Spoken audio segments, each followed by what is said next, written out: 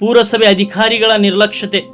ಹೌದು, ಇದು ವಿಜಯಪುರ ಜಿಲ್ಲೆ ತಾಳಿಕೋಟಿ ಪಟ್ಟಣದ ಟಿಪ್ಪು ನಗರದಲ್ಲಿ ಕನಿಷ್ಠ 3-4 ತಿಂಗಳುಗಳಿಂದ ಚರಂಡಿ ತೆಗೆಯದೇ ಇರುವ ದೃಶ್ಯ ತಾವು ದೃಶ್ಯದಲ್ಲಿ ಕಾಣ್ತಿರಬಹುದು. ಇದಕ್ಕೆ ಸಂಬಂಧಪಟ್ಟ ಅಧಿಕಾರಿಗಳು ಇತ್ತ ಕಡೆ ಗಮನ ಹರಿಸುತ್ತಿಲ್ಲ. ಮುಖ್ಯ ಅಧಿಕಾರಿಯಂತೂ ಬಂದು ನೋಡುತ್ತಾನೇ ಇಲ್ಲ. ಇವರಿಗೆ ಹೇಳಿದರೂ ಏನು ಕೇಳದಂತೆ ವರ್ತಿಸುತ್ತಿದ್ದಾರೆ. ಮೂಲ ಸೌಕರ್ಯಗಳಲ್ಲಿ ಒಂದಾಗಿರುವ ಸ್ವಚ್ಛತೆ ಇಲ್ಲಿ ಕಂಡು ಬರುತ್ತಿಲ್ಲ.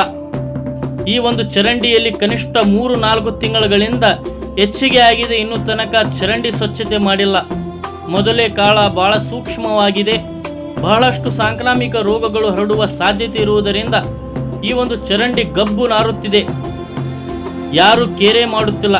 ಇದಕ್ಕೆ ಸಂಬಂಧಪಟ್ಟ ಅಧಿಕಾರಿಗಳು ಎಚ್ಚೆತ್ತುಕೊಂಡು ಕೂಡಲೇ ಸ್ವಚ್ಛತೆ ಮಾಡಿಸಬೇಕು.